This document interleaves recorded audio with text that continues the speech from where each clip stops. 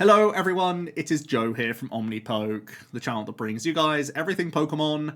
If you're looking for PTCG live codes, make sure you check out the Potown store. You can get a 5% discount on your orders using that code OmniPoke.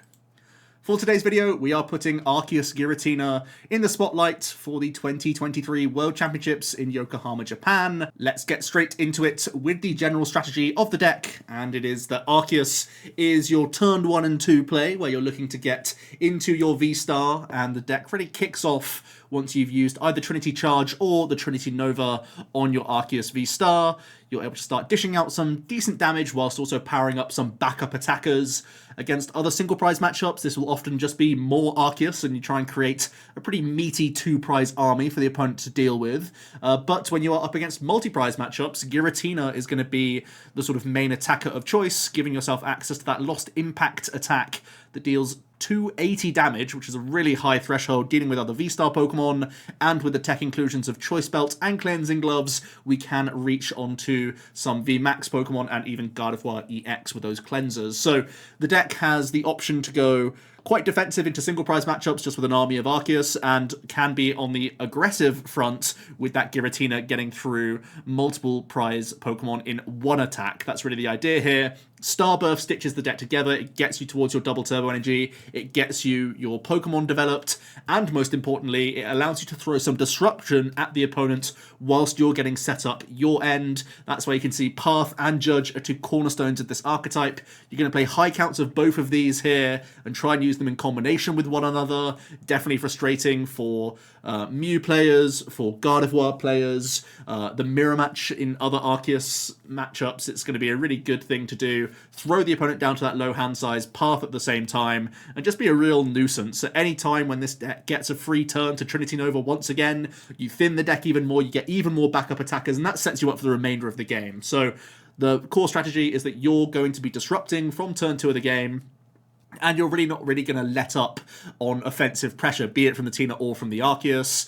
You also have a really nice backup engine after Starbirth as well, because we're going to be playing the Industrious Incisors Bibarel, as well as that Nest Stash Squovert. Arc Bibarel won the World Championships last year, and it still seems like a really good combination to do it all over again. The Squovert Bibarel combo really gives us great cycle from turn to turn to make sure that we're capitalizing on turn attachments every single turn of the game, and making sure we're having our ideal supporter being used as well. Let's get into the general skeleton then. So we've talked about all the Pokemon at this stage apart from the Spiritomb tech card, which is in here to help out a little bit against Mew as well as against Lugia somewhat as well. We have Paths, but having that secondary line of defense with Spiritomb is really helpful and just stops that pop-off potential before we're able to evolve up into healthier and chunkier V-Star Pokemon. That's kind of the concept here. You can see that we have the double turbos as well as a decent amount of grass and psych energy to fulfill that Lost Impact attack, and V-Guard energy is often found in the deck to push yourself out of that 280 range and make it a little bit more difficult for certainly Lugia players and Lost Zone Giratinas to get through V-Stars initially. Of course, there is a Requiem option from Lost Tinas, but try and get them, delayed a turn and try and get them towards that 10 threshold, make them draw better. Once again, we're throwing Judges and Paths at the opponent, so it's not always easy for them to get to 10 as quickly as possible. So that's really the idea here. Try and be some really chunky 2 prizes and have disruption at the forefront. You can see Judge and Iono are both in 3 counts here, and that's kind of minimum for both of them. So you have early game hand disruption with Judge, and the late game comes in clutch with that Iono. You have your own protection from Iono, because you can always top up your hand size with Industrious Incisors, so you can play this card basically at any turn in the game, and it's a really strong option for us. The double turbo energy can help fulfill the Lost Impact Lost Zone effect as well. You have to put 2 energy into the Lost Zone in order to use that Lost Impact, and that can just be spent with 1 double turbo as well. So throughout the game, cycling towards those, attaching them to other Pokemon so you don't have that reduction effect on your Giratina is pretty massive, and Raihan chips in there as well, making sure you can just have a steady flow of Lost Impacts is a really good option for you. Let's have a look at the matchup spread of Arc Giratina then. It's pretty obvious as to why your unfavorables are that way. The Urshifu can come in and take knockouts and be pretty much unopposed. It has great weakness, and its hit points stay out of range of even Giratina, so there's no real good attacking option in this matchup. The Urshifu really runs riot against you. And the Tinglu archetype obviously is hitting for weakness here as well in the opening stages. You can't really afford to not be putting down Arceus on the opening turns. And at that same time, they can try and shut down your Starbirth. They can shut down Bibarel, and that's where things can get even more dicey if your engine is shut down. So it's pretty obvious as to why these aren't great. However, everything else looks pretty rosy for Arceus Giratina. Some pretty solid even matchups, and that really comes down to the fact that you're asking questions of the opponent every single turn of the game. You're throwing judges at them, you're throwing Ionos at them. It's really what your opponent can muster on low resources. So there are times when you just instantly buy a turn for free because the judge stuck or the Iono stuck. But that said, it means you're only even into Mew, you're only even into Gardevoir. The Lost Zone Giratina can certainly be a tricky one because they are going to be having Tinas faster than you are, and oftentimes they have a thicker line as well, so they can try and play that Lost Impact game a little bit better than you at times. Turbo Lost Box, sometimes they can just sweep the rug from under you by knocking out early Arceus and just having pressure on their side. Lugia does have one hit KO potential, and they also have the Urshifu V Max at their disposal, which can do a very similar thing to the Rapid Strike build, but maybe it comes online a little bit slower, and the Miraidon as well as a pretty even one. For favourables, you seem to be okay into Chien-Pao Baxcalibur, definitely an archetype that doesn't want to get hit by Judge Path, that's for certain, and same thing for Iono as you get to the late game. For your very favourables though, a couple nice scalps here really. The Arcdura Umbreon, I thought this would be a much closer matchup because at its core it should really be on who goes first, but it turns out that because you have more disruption on your end, more judges, especially more paths, you can just make it so that your opponent doesn't get to Starbirth, and then it really becomes a really clunky deck. You have a little bit more draw throughout the game, so you're not getting affected by Ionos, but you could be punishing them back. So yeah, it looks like you're pretty favoured in the Arc Mirror. You also seem to be pretty good against Arc Goo, and pretty good against Charizard Lost Box with that heavy path in the list, and you're good against Wings of Union as well, which I guess is kind of fine too. Onto the tech options then. I really am just scratching the surface on supporters. Even with low counts, because we have such a great draw engine and Starbirth at our disposal, even these one-offs can be cherry-picked at the right time.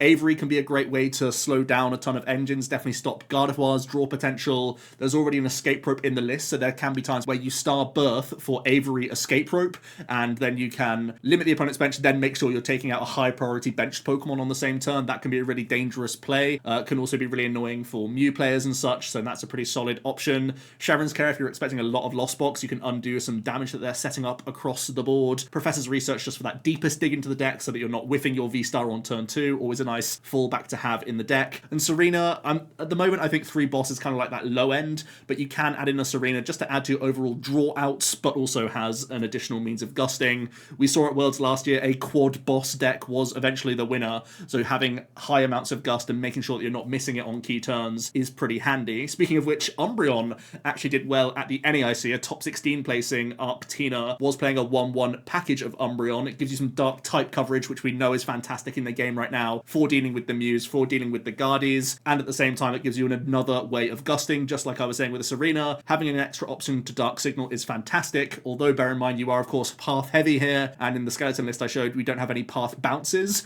so it's not always easy to weave in that Dark Signal, just something that you could bear in mind. And simply the fact that you play Umbreon V in your deck changes how opponents have to play against you, because you do have a mean look option, and you play multiple double turbo energies, so you could be doing mean look for 0 damage if you really had to, and you can lock someone out. So as soon as they see an Umbreon, opponents have to play differently if they are playing Gardevoirs against you, so definitely something to bear in mind. Flying Peak is another VMAX that we're very accustomed to. Like I said, won the World Championships last year, is possibly a little bit less relevant in the format right now, but could help out against Lugia for certain, could be good against Chien-Pao as well. They were also already looking like even or favourable matchups, but you can secure those matchups that little bit more and be a little bit less reliant on your early paths and judges sticking. You have a more concrete answer in this occasion. And also having a free retreat mon could even make it easier for you to play Medicham V in the deck, which I haven't really pictured, but just something that popped into my mind. We have seen an Arc Umbreon Pika squeeze in a Medicham, and this deck, if you play Flying Peak, you could also try and squeeze that Medicham because you're still playing those high counts of double turbo energy,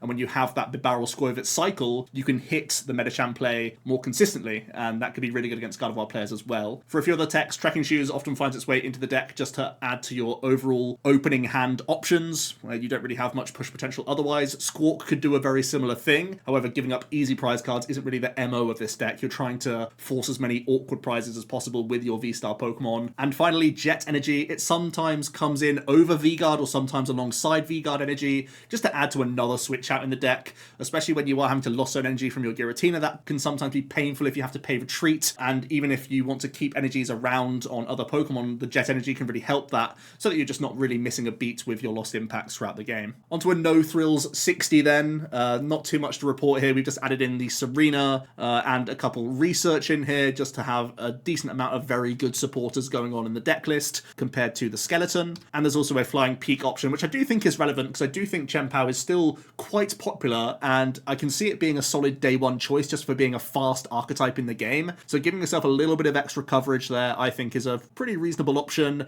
And even though there is Sableye, which can continuously sprinkle onto these Flying Pikachus, if you are just slamming Ionos constantly at Lost Box players late on in the game, this can still be a really annoying Pokemon for Lost Zone to deal with. So another thing that's also worth considering there, where the Max Balloon option does slow down a lot of their higher damage output threats at the very least. Onto the closing thoughts of this deck then. As with any Arceus deck, you're reliant on your Starbirth and on your Trinity, Charge, and Nova. This means that if you don't get the early turn 1 Arc energy drop, you're gonna have a bad time. If your opponent is playing a high tempo archetype and can knock out your Arc before you get onto your Starbirth, you're also gonna have a really bad time. So that's pretty much laid out there and pretty obvious. The other sort of main downside is that you are really just relying on that roulette. Sometimes you're playing the path, playing the judge, and hoping that that's enough to slow the opponent down for a turn or two. The deck isn't the highest tempo deck in the world.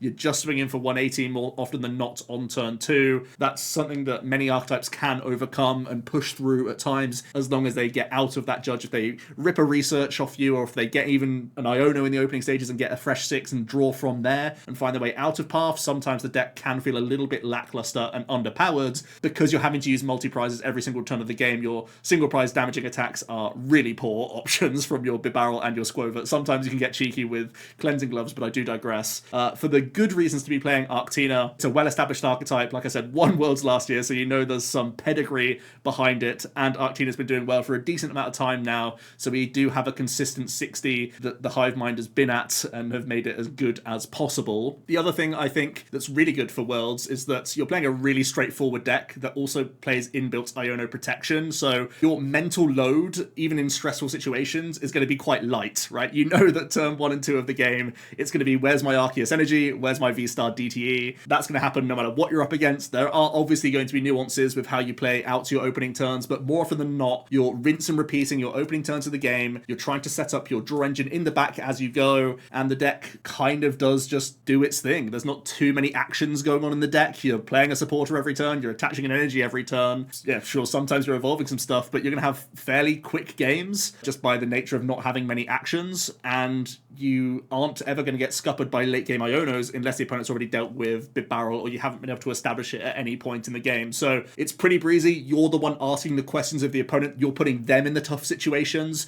whereas you can kind of just sit back and chill, and there really aren't many things you can do wrong with this archetype to lower your chances of doing well for the tournament. So if it is lastminute.com, if there's any deck you could switch to, Arctina could be that great comfort pick. It's currently my number 2 deck of choice, and I am thinking low-key that if I do well enough day 1 and make it to day 2, Arctina might just become my top choice because it's so easy to play, and I know that going into a field of day 2 players, I'm not the best player among them, so why not just try and cheese them with Judge Path, because that levels the playing field so much. Let me know your thoughts of Arctina down below. Thanks so much for watching, and I'll see you tomorrow for another video. Cheers.